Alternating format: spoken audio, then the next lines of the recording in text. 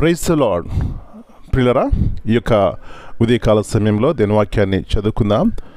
కీర్తన గ్రంథము 9వ అధ్యాయం 9వ వచనం. సామ్ 9:9. నలిగిన వారికి తాను మహాదుర్గమగును, ఆపత్కాలములలో వారికి మహాదుర్గమగును. The Lord also will be a refuge for the oppressed, a refuge in the times of trouble. Yesu ప్రభువారి అతి శ్రేష్టమైన నామములో పిల్లరా మీ అందరికీ శుభములు తెలియజేస్తున్నాను.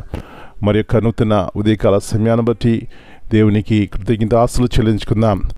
ఇక్కడ మనం చదువుకున్న వాక్యంలో చూసినట్లయితే పిల్లరా, నలిగిన వారికి తాను మహాదుర్గమగును, ఆపత్కాలములలో వారికి మహాదుర్గమగును. దుర్గము, రెఫ్యూజ్. పిల్లరా, మన అనుదిన జీవితంలో చూడండి, వర్షం పడుతున్నప్పుడు ఏం చేస్తామండి? ఎక్కడైతే ఆశ్రయం ఉంటుందో, నీడ ఉంటుందో అక్కడ పరుగు పెడతాం. ఇంకా ఎండగా ఉన్నప్పుడు ఆ ఎండ వేడిని తట్టుకోలేక కొన్నిసార్లు ఎక్కడ నీడ ఉంటుందో, ఎక్కడ ఆశ్రయం ఉంటుందో అక్కడ పరుగు పెడతాం. ఈ విధంగా చూస్తే మన అనుదిన జీవితంలో వచ్చేటువంటి ఆ యొక్క అనారోగ్యము కానీ ఆశ్రయముగా డాక్టర్ దగ్గరికి వెళ్తూ ఉంటాం. పిల్లరా, ఈ విధంగా మనం చూసినప్పుడు మనకు ఒక ఆశ్రయ స్థలము కావాలి. ఇక్కడ వాక్యం సెలవిస్తున్న రీతిగా దావీదు అంటున్నాడు, నా ఆశ్రయ స్థానము నా దేవుడు, నా రక్షకుడు, నా ప్రభు అంటున్నాడు. నా ప్రియ సహోదరి, ఉదయకాల సమయంలో నీ ఆశ్రయ దుర్గమేది? ఎక్కడ పరుగు పెడుతున్నారు? ఎక్కడికి మనం పరుగు పెడుతున్నాం?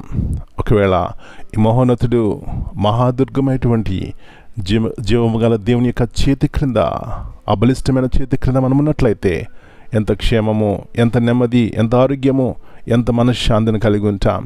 కాబట్టి ఉదయకాల సమయంలో ఇలాంటి దేవుణ్ణి మనకి ఆశ్రయముగా చేసుకుని నెమ్మది కలిగి జీవిద్దాం. అలాంటి కృపను దేవుడు మనందరికీ దయచేయునుగాక. ప్రార్థన చేసుకుందాం. పరలోకమున మా తండ్రి, పరిశుద్ధమైన దేవా, మరి నూతన ఉదయకాల సమయాన్ని బట్టి మీకు వందనాలు చెల్లిస్తున్నాం. ఎలాంటి దుర్దినాల్లో, భయంకర దినాల్లో ఉంచున్నాం. ఎక్కడ చూసినా నెమ్మది లేదు. ఇలాంటి ప్రభా సమయంలో మీ యొక్క మెల్లని స్వరము మాకు వినబడుతుంది నాయన. అవును, మీరు మా ఆశ్రయదుర్గము.